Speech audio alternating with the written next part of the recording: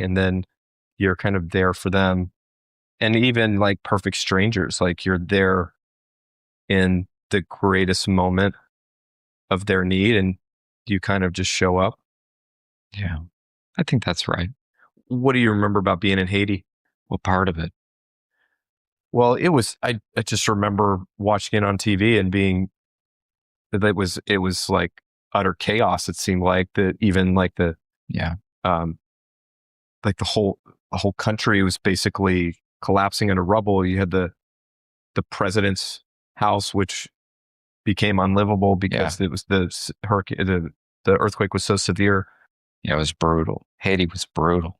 I mean, it was. I mean, you could like taste death everywhere. People just they needed help desperately. I mean, everywhere you went, there were people who were crushed, and I mean, they were starving.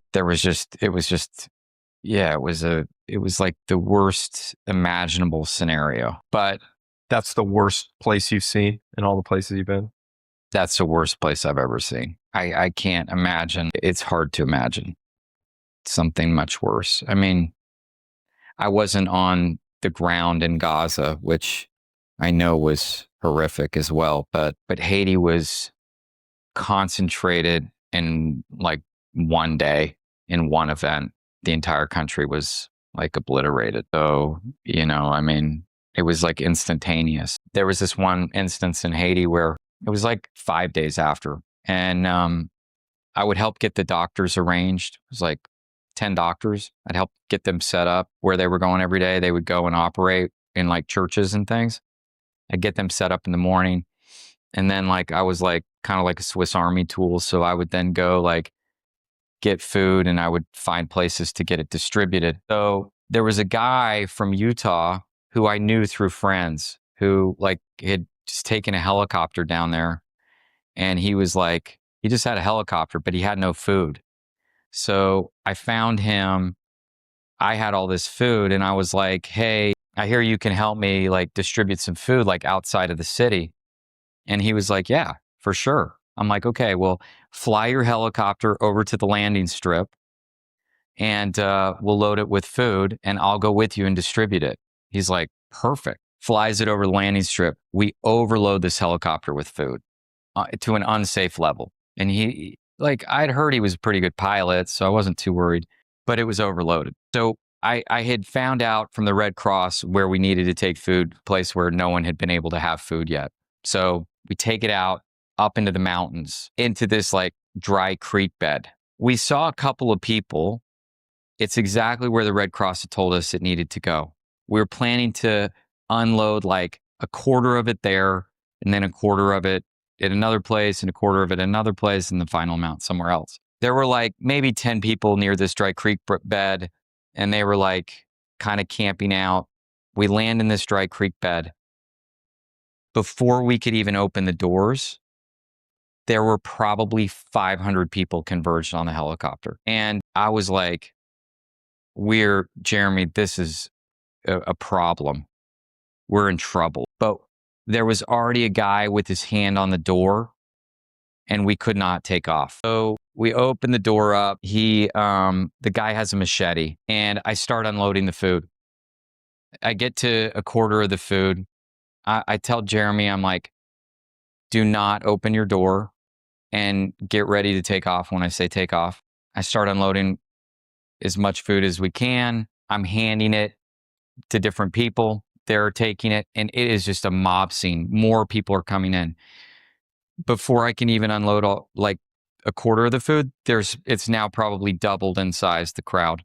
Like, don't even know where all these people have come from. It's a crazy amount of people and dangerous because they're hungry. So I'm like thinking, I have no problem. We have no problem just unloading all the food here, but I'm thinking like, like if we don't get like not the food situation, but it could be once we unload all the food, we're in danger because they don't know if we'll come back. We could be held for ransom to get more food. There's a lot of danger. There's a lot of situations here that could go wrong.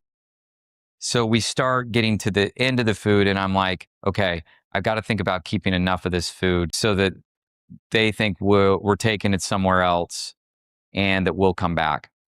So there's about 10 of these like crates of food left. And I turn to the guy with the machete and I go, French. yeah, in French. And, they speak this like kind of like dialect of French. And I go, okay, last one.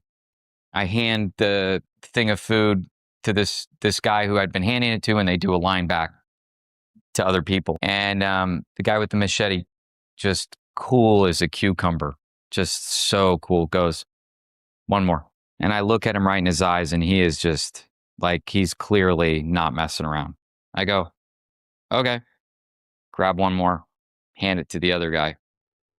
I go, okay, no more, gotta go. And he does not move from the door. He's standing right in the door with his hand right on his machete. He goes, one more. I go, okay, last one. Grab the box, hand it to the guy.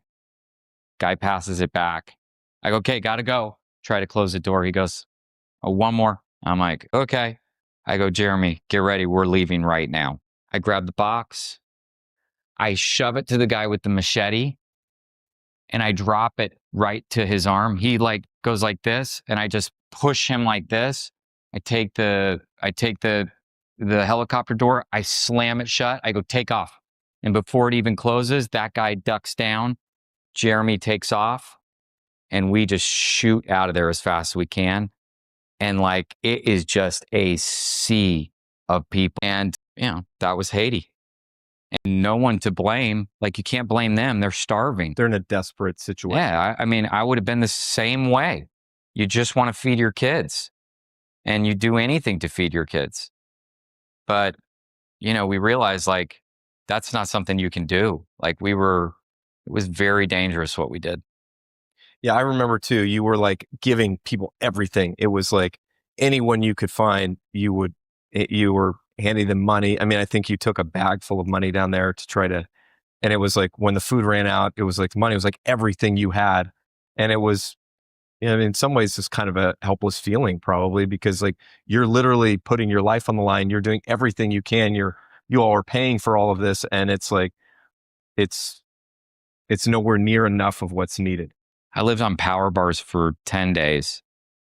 Like for 10 days, I ate nothing but power bars. We came out of there. We flew on a C-130 transport to Miami, US C-130 transport. We got there and I was like, wow, we're going to eat. Went down, like, it was so weird, but went down Miami. I had like this big bowl of paella. And I ate it and immediately vomited it all up. Like to this day, I could not eat a power bar if you handed it to me and I had not eaten. Like, it was just crazy. Like it was a very extreme experience. And, my heart broke for those people that were there. I wanted to do anything I could do. I mean, came back and raised a bunch of money for an orphanage to rebuild an orphanage that was on the outskirts of Port-au-Prince. I mean, while I was there, we were in a meeting inside of a building and one of the aftershocks, like a 7.2 aftershock hit. There were kids upstairs in the house. Everybody ran out of the building and a couple of us ran upstairs to grab the kids. It was a traumatic experience, the whole thing. But I mean, I felt like there wasn't enough that could be done. But, it was all that I felt like I could do. Isn't one of the main characters in the movie from somebody you met in Syria during the war? Yeah.